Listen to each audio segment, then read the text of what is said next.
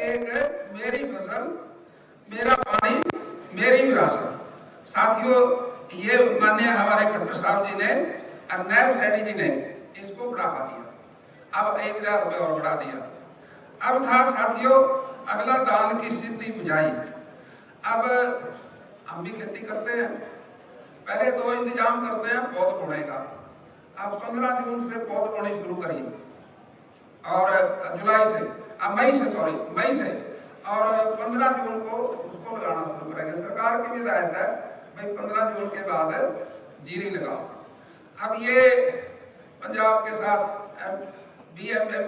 जो बाखड़ा डैम का था, पानी का जो पानी कम होने की बात कर रहे थे, मान जी ने पानी बंद कर लिया था।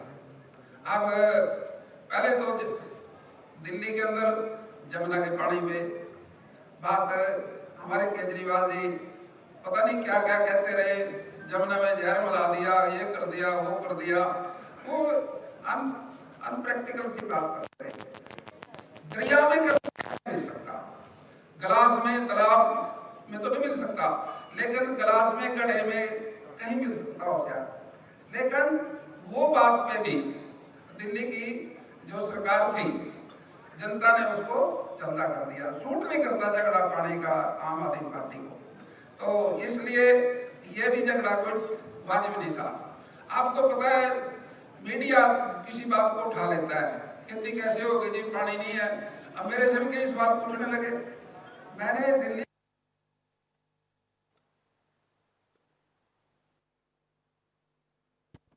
उसमें ज्वार बाजरा और ये चीजें बोई जाएंगी। और 15 जून के बाद साथियों ये बुझाई होती है। अब ये तो पीने के पानी की दिक्कत थी। पीने के पानी में गर्मियों के दिनों में डैम का पानी निचले स्तर तक चला भी जाता है। अब एक डैम का पानी निचले स्तर तक जाएगा जून जुलाई में और साथियों मई जून में, और मैं समझता हूँ फिर बारिश आएगी, बारिश में भर जाता है वो। अगर वो भरा रहेगा बीबीएमबी बाखड़ा डैम, बारिश का पानी फिर भी आएगा, लेकिन उसमें पहली बार फिर पानी कहाँ जाएगा? वो आरी के पत्तन से पाकिस्तान चला जाएगा, वो तो काम नहीं आया। पानी का लेवल निचला इसलिए होता है गर्मियों में ताकि बारिश का पानी फिर दोबारा उसको भरे। अब नीचा उसका लेवल जाएगा तभी तो भरेगा, अगर वो भरा भरा रहा तो फिर तो बारिश का पानी पाकिस्तान जाएगा। तो ये मुद्दा था धान की सिद्धि बिजाई। अब हम खेती करते हैं जीरी की, पहले तो सोचते हैं भी लेबर अम्बाड़ा कोई ट्रेन में आएंगे बिहार से और वहाँ उनको लेके गाड़ी में, ट्राली में, कारों में, जीप में बैठाकर अपने खेत में लेके आएंगे। पहले तो यही चिंता थी। और फिर जब आ जाए फिर बिजली की चिंता, पानी की चिंता, कद्दू करना, और कद्दू करेंगे तो ट्रैक्टर के टायर बदलने पड़ेंगे। अब टायर बदलेंगे उस पर भी खर्चा होगा, और फिर उसकी लुवाई का खर्चा। अगर हम सीधी बिजाई करें जैसे टायर हैं ट्रैक्टर के, उसी सीधी बिजाई हो जाएगी मशीन से। और पहले तो करामार को सूखे में हम कर सकते हैं, फिर एक अगर पानी देना, एक पानी दे के जब बात आए तो हम जीरी को ओर सकते हैं। एक विधि बदली है। विधि बदलने का मतलब ये नहीं है भाई हमारी फसल कोई कम हो जाएगी, दिक्कतें जरूर आती हैं थोड़ी बहुत ही, उसका समाधान हो जाता है। बहुत सारे साथी अब सीधी बिजाई करते हैं। उस सीधी बिजाई करने से हमारे यहाँ हमारी जो सरकार है, जो उसको पैसा बचा लेबर का वो तो अलग बात है, लेकिन 4000 और 4500 रुपये सरकार भी देती है उस पर। भाई जो कद्दू करने की बजाय सीधी बिजाई करेगा उसको 4000, 4500 रुपये, 4 से 4500 रुपये सरकार मदद के तौर से देगी उसको, उसमें टाइम भी बचेगा।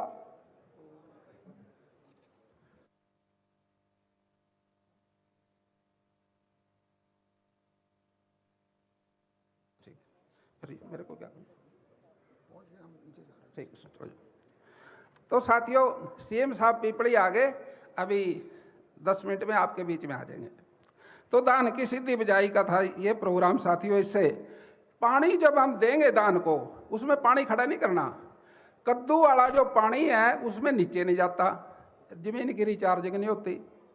और सीधी बिजाई में जो पानी देंगे उसमें से 10-20% नीचे चला जाएगा, पानी में, जमीन में चला जाएगा, वो जमीन भी रिचार्ज होती रहेगी।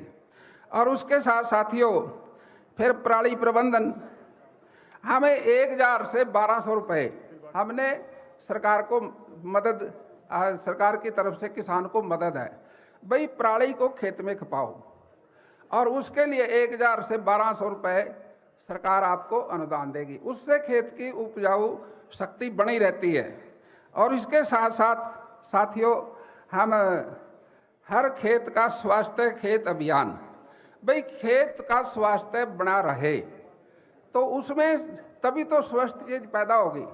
और उसके लिए हमने कुछ नमूने इकट्ठे करे, 58 लाख नमूने इकट्ठे करे और लेबोरेटरी में भेज के हमने इसको 52 हमारी लेबोरेटरी हैं जो बड़ी हैं, 54 है छोटी, सारे प्रदेश के अंदर उसमें टेस्ट होके मिट्टी जैसे आदमी की टेस्ट होता है, भाई तेरे को शुगर है, बीपी है, इसी तरह से जमीन का भी डायग्नोज करके उसको जमीन के बारे में भी जानकारी देते हैं किस चीज की कमी है।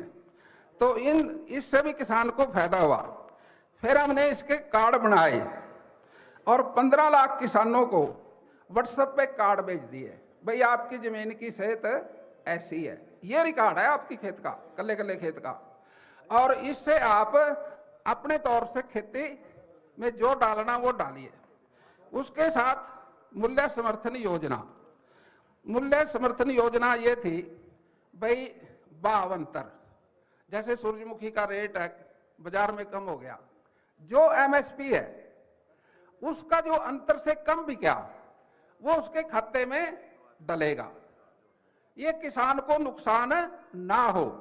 इसलिए साथियों ये जो हमारी योजना है, जो हमने फिर एमएसपी तय कर दिया 24 फसलों का, इसके साथ भाई कोई किसी किस्म की दिक्कत ना आए, एमएसपी पे खरीदी जाएगी।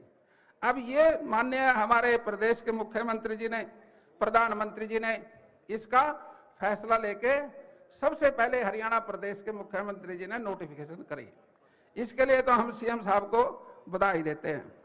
और हमने साथियों कई अपने हरियाणा में ऑपरेशनल पायलट परियोजना, हमने जमीन का जो सेम है उसको खत्म करने के लिए भी काफी योजनाएं बनाई हैं, ताकि उसमें वर्टिकल और हॉरिजॉन्टल जहां सेम है दोनों तरह की विधि का प्रयोग करते हैं। और हमने तो यहां तक ये सोच लिया भी जहां सेम है वहां नमकीन पानी है, उसमें झींगा मछली का पालन बहुत अच्छा हो सकता है। हमने अपने डिपार्टमेंट के अधिकारियों से ये एक मीटिंग बुलाई जिसमें फिशरी के अधिकारी भी हैं जो डिपार्टमेंट के हैं, और जो मदरी हमारी जो है जो भूमि का सुधार करता है डिपार्टमेंट सॉइल कंजर्वेशन, उनके साथ बैठ के वो पानी निकालते हैं, खारा पानी, वो खेती के काम नहीं आता। भाई आप खर्चा करते हो इसको पानी के निकालने में, इसमें मच्छी पालन हो सकता है, आप इससे मच्छी पालन करेंगे तो आपको झींगा की नस्ल जो है 350 से 450 रुपए तक किलो का रेट है, उसके अंदर अर्थव्यवस्था का भी सुधार होगा, किसान को आमदन बढ़ेगी। हम जहां पर हम इस पानी का तालाबों में यूज करेंगे और वहां से मच्छी पालन होगा। अब मैं दादरी और झज्जर 2 जिला का प्रभारी हूं, मैं जहां जाता हूं तो 3 जगह जरूर जाता हूं, तो गौशाला में, एक जहां फिशरी फार्म है और कोई और बागवानी, और उसके साथ जो टाइम बचे फिर पार्टी के दफ्तर में, तो हम वहां जाते हैं। एक जगह में गया, वहां पर 10 पाउंड थे मच्छी पालन के, उनके पास चले गया, वहां भी थारी कोई दिक्कत, वो कहने लगे राणा जी हमारे को 24 घंटे लाइट चाहिए, क्योंकि हमारे को 10 पाउंड है, एक ट्यूबवेल है, इससे पानी पूरा नहीं होता, इंजन जनरेटर चलाना पड़े, ये महंगा पड़ता है। हमने उनकी उस बात को सुना, एससी को टेलीफोन किया और कहा भाई इनके 24 घंटे लाइट करो, कैसे होगी? तो सोच विचार किया जी 2 पोल लगेंगे सारी लाइन में, कोई चेंज नहीं करना पड़ेगा, 2 पोल लगा दिए, 24 घंटे लाइट हो गई। और उस इंजन के चलने से वो सेम के एरिया में था। 20 एकड़ इस साइड में, 20 एकड़ इस साइड में, 20 इधर और 20 इधर, सेम खत्म हो गई एक ही ट्यूबवेल से। अब उसमें मच्छी पालन भी हो गया और सेम भी खत्म हो गई। अब इस विधि से अब वहां एक कंबाइन वाला गेहूं की फसल काट रहा था, अप्रैल का महीना था, 17-18 तारीख थी। मैं उस कंबाइन वाले के पास चले गया, वहां भी तेरी गेहूं कितनी लिगड़ी? जो कहा राणा जी तुली तो है नहीं, 13-14 क्विंटल की अनुमान है। वहां ये तेरी फसल कब से शुरू हुई? यहाँ तो सेम था। जो कहा जब से इन्होंने जी मच्छी पालन शुरू कराया, इनका ट्यूबवेल चलता है, आसपास सेम खत्म होगी। अब मच्छी पालन से भी सेम खत्म हो सकती है। कहीं आप 10 सेम वाले एरिया में अगर हम ऐसा काम करेंगे तो मच्छी पालन को तो पानी देंगे और पानी जमीन का खींचेंगे, नीचा जाएगा आसपास, उससे सेम खत्म हो जाएगी। दूसरा एक तरीका और भी था, मैं फॉरेस्ट वालों अधिकारियों से बात करना चाह रहा था, भाई जो जहां पानी खड़ा सेम का, वहां पर ये चेन वाली मशीन लगा के ये छोटी पटड़ी बना दें, उस पर सफेदा लग जाएगा और जो एरिया डूंगा होगा उसमें मच्छी पालन हो जाएगी। 4 एकड़ का एक सर्कल सा बन जाएगा। और ये जो सफेदा है ना, ये इसमें जो ऊपर बूर लगता है ना, वो मच्छी का भोजन है, वहां और भी अच्छा हो सकता है। यानी कि किसान की आमदन बढ़ेगी और उसको उसकी जमीन का फायदा हो जाएगा। ये भी इससे हम कर सकते हैं। साथियों, दूसरा है प्राकृतिक खेती। अब खेती तो हम भी करते थे, पहले बचपन से ही खेती करते आए। पहले क्या था, फसल हमारे देखते देखते की बात है, बलदों का गाह चला के अपनी गेहूं उठाया करते थे। उसमें बेरड़ थी, सरसों थी, सरसों में मसरी थी या सरसों में सूं बोया करते। वो 2 फसलें हो जाया करती थी और बदवाड़ रखते थे और उसके अंदर गेहूं की फसल करते थे। सारी मारू थी, ट्यूबवेल नहीं था कोई, ना खाद था, वो सारी फसल ऑर्गेनिक ही थी। लेकिन देश के अंदर फूड प्रॉब्लम हुई। 1966 में हरियाणा बना, बंसीलाल जी मुख्यमंत्री थे, हमारे याद है। और घर में पुलिस वाले आए, हमने पूछा श्रीमान जी आप कैसे आए? जो कहा जी आपने गेहूं लुको रखी। महा जी गेहूं कहाँ थे लुको? गेहूं तो हमने खेत में से लेकर आए। भाई 20 क्विंटल से ज्यादा नहीं रख सकते, क्यों? सरकार को देनी पड़ेगी। ये बात आई उस समय। फिर ये हमारा मंडी बोर्ड बना, पंजाब हरियाणा के अंदर मंडियां बनी, सारे किसान मंडियों में फसल लेके आने लगी, बफर स्टॉक मंडियों से ही पूरा हो गया। उस समय खाद का प्रचलन, बिजली का प्रचलन ये हुआ, हमें उस समय अच्छा लगा। ये ऐसा नहीं है भी कोई बुरा था, सारी चीजें अच्छी लगी। लेकिन साथियों धीरे धीरे धीरे धीरे ये जो खाद, दवाई, पेस्टिसाइड, ये सारा जहरीला खेत को जहरीला करता चला गया। अब धरती की सेहत बिगड़ी और उसमें से जो पैदा होया वो भी जहरीला होया। अब कोई मेरे को साथी एक बात बता रहा था, 30 बच्चों को जो जन्मजात से उनका खून टेस्ट कराया। अब वो कह रहा था भाई 30 के 30 में जहरीलापन पाया गया। वो कहां से आया? यूं का मां से आया, मां के दूध से। और मां में कहां से आया? यूं का अनाज से आया, दूध से आया। दूध कहां से आया? पशु से आया। पशु ने क्या खाया? खाद का घास खाया, उसमें से आया। अब सेहत बिगड़ गई जमीन की। अब जमीन की सेहत बिगड़ेगी तो पैदा भी बिगड़ा ही पैदा होगा, उसमें से जहरीला ही पैदा होगा, घास हो चाहे अनाज हो। अब वो जो खाएगा वो भी, उसकी सेहत भी बिगड़ेगी। अब इस बात की चिंता देश के प्रधानमंत्री जी को हुई, भाई हम अपने सेहत, अपने नागरिकों की सेहत कैसे ठीक रखें। उससे फिर सोच विचार आया जैविक खेती, दूसरे नंबर पे आगे। तीसरा था हमारे प्राकृतिक खेती। मैं नारा लगाऊंगा, सैनी साहब आगे। माननीय नायब सैनी जी, भाई जोर लगा के बोलो ना। हमारे प्रदेश के मुख्यमंत्री हमारे नायब सैनी जी, धन्यवाद। हाँ आज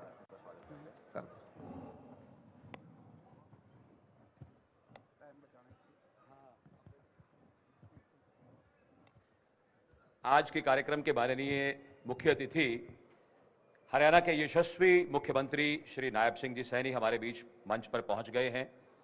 मेरा सभी से अनुरोध, आप सभी एक बार दोबारा करतल ध्वनि से, जोरदार तालियों से आज के हमारे इस कार्यक्रम के मुख्य अतिथि का अभिवादन करें, उनका स्वागत करें। और सबसे पहले मां सरस्वती को नमन आपको करते हुए कुरुक्षेत्र से मुख्यमंत्री नायब सिंह सैनी मंच पर पहुंच चुके हैं। कुरुक्षेत्र से सीधी तस्वीरें आपको दिखा रहे हैं। मुख्यमंत्री नायब सैनी इस वक्त मंच पर मौजूद हैं। विकसित कृषि संकल्प अभियान कार्यक्रम का शुभारंभ कर रहे हैं मुख्यमंत्री नायब सैनी। सीधी तस्वीरें कुरुक्षेत्र से आप तक पहुंचा रहे हैं। दीप प्रज्वलित करके कार्यक्रम का शुभारंभ मुख्यमंत्री नायब सैनी के कर कमलों द्वारा। इससे पहले आपने कृषि मंत्री को सुना। कृषि मंत्री ने तमाम बातों का जिक्र किया और अब मुख्यमंत्री मंच पर पहुंच चुके हैं। मुख्यमंत्री इस वक्त कार्यक्रम की शुरुआत कर रहे हैं। दीप प्रज्वलन करके मुख्यमंत्री के कर कमलों द्वारा इस कार्यक्रम की शुरुआत हो रही है। तस्वीरें कुरुक्षेत्र से सीधी आप तक पहुंचा रहे हैं। विकसित कृषि संकल्प अभियान कार्यक्रम में मुख्यमंत्री नायब सैनी की मौजूदगी मंच पर। कृषि मंत्री हरियाणा के इस वक्त मंच पर मौजूद हैं। मुख्यमंत्री ने कार्यक्रम की शुरुआत कर दी है। दीप प्रज्वलन करके मुख्यमंत्री ने कार्यक्रम की शुरुआत की है।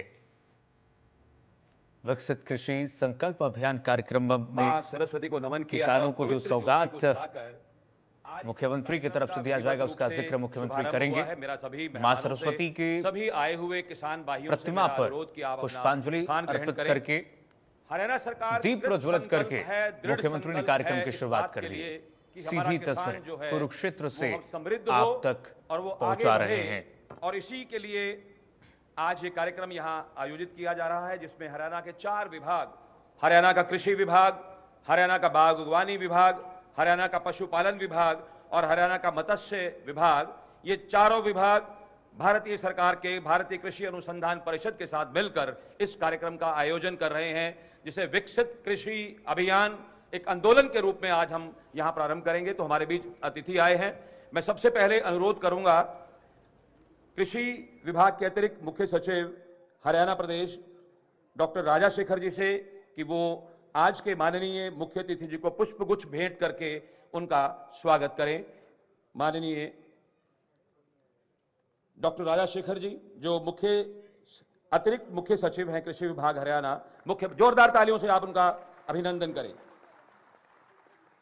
मैं पुनः अनुरोध करूंगा श्रीमती अवनीत पी कुमार जी से, जो आयुक्त हैं और सचिव है मत्स्य विभाग हरियाणा की, वो एक पुष्पगुच्छ से स्वागत करें। हमारे आज के कार्यक्रम के कीनोट स्पीकर, विशिष्ट अतिथि के रूप में कृषि मंत्री और मैं डॉक्टर धीर सिंह, जो वाइस चांसलर हैं और डायरेक्टर हैं एनडीआरआई के, उनसे भी अनुरोध करता हूं कि एक पुष्पगुच्छ जो है वो माननीय कृषि मंत्री जी को आप भी देकर उनका स्वागत करें।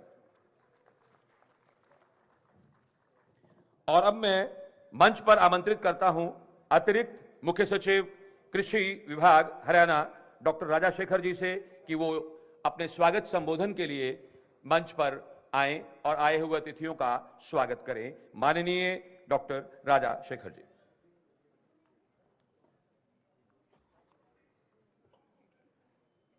आज के विकसित कृषि संकल्प अभियान के शुभारंभ पर माननीय मुख्यमंत्री जी श्री नायब सिंह जी, आदरणीय कृषि मंत्री जी हरियाणा श्याम सिंह राणा जी, मंच पर उपस्थित मेरे साथीगण, वाइस चांसलर्स, भारत सरकार के कृषि अनुसंधान से रिप्रेजेंटेटिव्स, आज के दिन मैं सबको स्वागत करता हूं।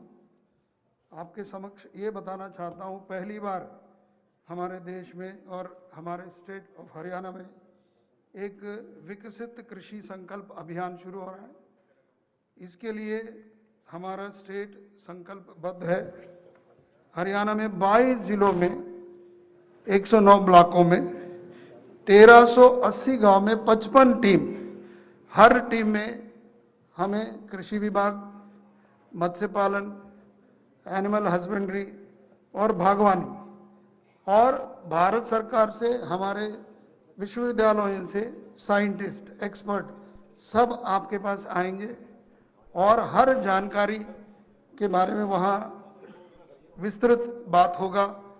ये एक ही उद्देश्य से कि हमारे कृषि के क्षेत्र में, बागवानी के क्षेत्र में, एनिमल हस्बेंड्री के, मत्स्य पालन के क्षेत्र में हम आगे कैसे बढ़ें। ये आप सबको विदित है कि बहुत सारे स्कीम्स जो भारत सरकार ने और हरियाणा सरकार ने आपके सामने रखे, हर विभाग की तरफ से प्रधानमंत्री किसान सम्मानित निधि योजना, जैसे फसल बीमा योजना, मेरा पानी मेरे विरासत, और धान की जो सीधा बिजाई है, पराली के प्रोत्साहन योजना और सॉइल हेल्थ कार्ड जैसे प्राकृतिक खेती की योजना के बारे में बहुत महत्वपूर्ण कार्यक्रम आगे होने वाला है। मेरे फसल मेरे, ऐसा विस्तृत हम जानकारियां आपको इस अभियान में देंगे। बागवानी के क्षेत्र में एक महत्वपूर्ण कदम माननीय मुख्यमंत्री जी जो छोटे किसान हैं उनके लिए संकल्पबद्ध है। जो छोटे किसान जो बागवानी का काम करता है उनके लिए वो जो हमें इंटरनेशनल हॉर्टिकल्चर मार्केट गन्नौर में अच्छे प्रगति से चल रहा है, और जापान से 2700 करोड़ का एक 9 साल के चलने वाली प्रोग्राम जहां एफपीओस को पैकेजिंग में, मार्केटिंग में हेल्प करें। और अभी फिलहाल महाराणा प्रताप बागवानी विश्वविद्यालय का भी प्रारंभ हुआ है। इन सभी चीज़ें हरियाणा के कृषि के क्षेत्र में, हर क्षेत्र में आगे ले जाते हुए संकल्पबद्ध है। मैं आप सबको आज धन्यवाद करता हूं, इतने अच्छे संख्या में, बड़ी संख्या में हमारे बीच में आए, और मैं आगे इनवाइट करता हूं कि बाकी जो डिपार्टमेंट है उनको भी अपना अपना जानकारी दें। धन्यवाद। धन्यवाद डॉक्टर राजाशेखर जी। और अब मैं आमंत्रित करता हूं हमारे हरियाणा के प्रशासनिक एक सीनियर अधिकारी, आईएएस हैं, commissioner and secretary fisheries, Shrimati Amneet P Kumar. आप मंच पर आए और हमारे किसान भाइयों को, जो लोग यहाँ आए हुए हैं, उनका स्वागत और उन्हें अपनी जो भी योजनाएं हमारा हरियाणा प्रदेश की हैं उनको बताएं। माननीय मुख्यमंत्री जी, माननीय कृषि मंत्री जी, मंच पर विराजमान हमारे additional chief secretary agriculture Shri Rajashekhar Mundru ji, vice chancellor साहिबान, आज इस सभा कक्ष में उपस्थित मेरे प्यारे भाइयों बहनों, हमारे किसान भाई विशेष रूप से, और सर मैं बताना चाहूँगी कि कुछ किसान बहनें जो मत्स्य पालन कर रही हैं उन्होंने भी आज हमारे बीच में आपके समक्ष शिरकत की है। सर मुझे बताते हुए बहुत खुशी हो रही है कि आपके नेतृत्व में आपने विशेष रूप से बजट सत्र से पहले किसानों के साथ बहुत चर्चा करके, विचार विमर्श करके कुछ घोषणाएं की थी। विशेष रूप से फिशरीज मत्स्य पालन महकमा जो है उसके लिए आपने किसानों को लाभ देने के लिए ये घोषणा की थी कि 10 से लेकर 30 किलोवाट जो है सोलर सब्सिडी बढ़ा दी जाएगी। वो सर हमने कार्य पूरा कर लिया है। इसके अलावा भिवानी में सर मुझे बताते हुए हर्ष हो रहा है कि जो मछली पालन विभाग है वो